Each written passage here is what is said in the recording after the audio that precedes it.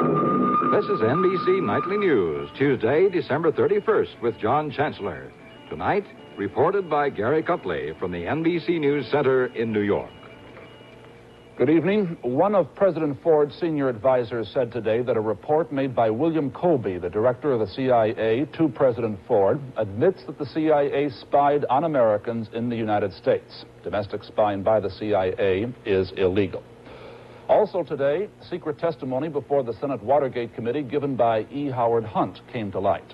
The convicted Watergate conspirator told the committee that he had been in charge of undercover operations for a CIA unit which has been linked with the domestic spying.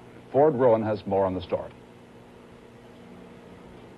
Convicted Watergate burglar E. Howard Hunt disclosed his role in CIA domestic activities during the 1960s in confidential testimony last year for the Senate Watergate Committee.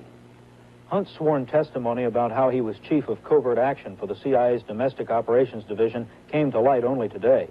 On December 17, 1973, Hunt testified about his relations with the man who then directed the CIA. Mr. Helms and I were on close terms, Hunt said, adding relations were excellent.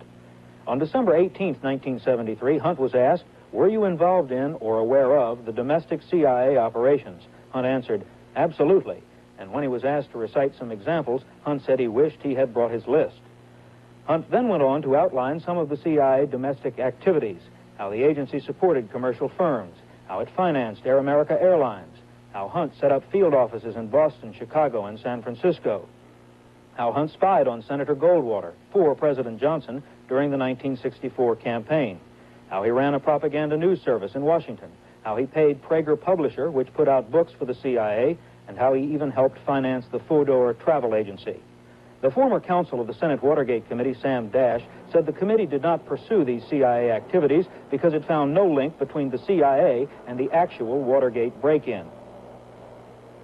And it certainly got out of hand during the period of the 60s and during the period of the early 70s, and needs a complete re-examination, and it needs the very, very tight supervision of oversight. Certainly we don't want in this country the kind of police state we almost had. Dash said Congress should set up a select committee like the Watergate Committee to investigate the intelligence operations of the CIA and FBI. Ford Rowan, NBC News, Washington. Other news this evening includes gold.